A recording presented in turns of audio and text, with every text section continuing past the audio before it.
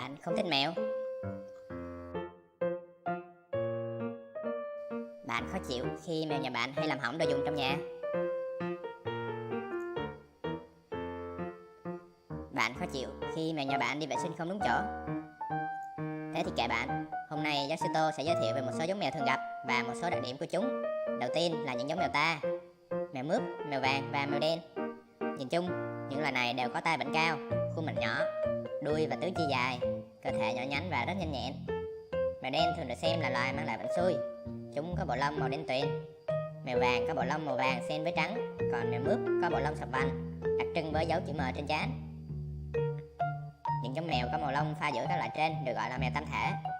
Đây không phải là một giống mèo riêng biệt mà chỉ là cách phân loại dựa trên màu lông của chúng. Tuy nhiên, do các gen quy định giống màu vàng và màu đen đều nằm trên diện sắc thể giới tính ít, nên mèo tam thể thường là mèo cái. Tiếp theo, chúng ta tìm hiểu về một số giống mèo ở nước ngoài. Đầu tiên là mèo Xiêm, là loài rất thân thiện và gần gũi với con người. Mèo Xiêm được cho là có xuất xứ từ Thái Lan, tứ chi và đuôi dài, thân hình mảnh mai, nhanh nhẹn. Đặc trưng của mèo Xiêm là bộ lông ngắn, có màu sô cô la, trắng hay vàng kem. Lông ở khuôn mặt, bàn chân, tai và đuôi thường có màu đậm hơn trên cơ thể. Mắt mèo Xiêm có màu xanh dương, tạo điểm nhấn và sự bắt mắt cho ngoại hình. Thứ hai, mèo Ba Tư, có nguồn gốc từ Ba Tư, tức Iran ngày nay. Giống mèo này có khuôn mặt phẳng, mũi ngắn và nhỏ, hõm sâu, chân khá ngắn và có bàn chân bẹt. Đặc trưng lớn nhất của mèo Ba Tư là bộ lông dài và dày, toát ra vẻ sang trọng và quý phái. Thứ ba, mèo Mỹ lông ngắn.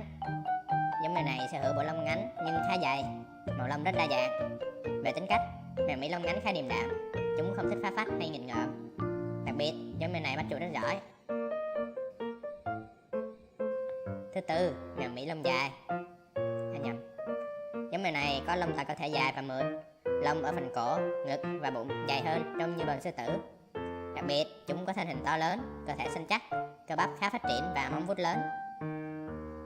Thứ năm, mèo không lông. Do một đột biến tự nhiên, giống mèo này có vẻ ngoài nhẵn nhụi, da nhanh nheo, tai to và vảnh cao, mắt to, gương mặt nhỏ, đuôi và tứ chi dài. Mặc dù rất thân thiện, thông minh và là một loài tình cảm, nhưng với vẻ ngoài của mình, mèo không lông luôn được đóng vai ác trong các bộ phim hoạt hình.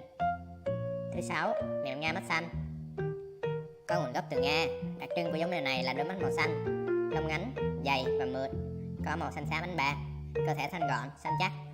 Về tính cách, mèo Nga mắt xanh có đặc tính hiền lành, nhẹ nhàng và khá nhút nhát với người lạ. Thứ bảy, mèo chân ngắn. Đặc điểm của giống mèo này là bốn chân rất ngắn. Trong suốt cuộc đời, bốn chân của chúng luôn duỗi thẳng, lông mượt, mặt tròn, bầu bĩnh và mắt to. Chính vì vẻ ngoài ngộ nghĩnh của mình, mèo Muskin chân ngắn là giống mèo được ưa thích bậc nhất thế giới. Thứ 8, mèo tai cụp. Đúng như tên gọi, sau khi được khoảng 3 đến 4 tuần tuổi, hình dáng tai của giống mèo này sẽ có dạng cụp sát đầu, lông ngắn, mắt to, tròn, mũi nhỏ, chân dài vừa phải. Về tính tình, mèo tai cụp khá điềm đạm, chúng thích ngồi lặng lẽ quan sát xung quanh và ít hoạt động. Ngoài những loài đã được nhắc tới, còn rất nhiều giống mèo khác trên khắp thế giới.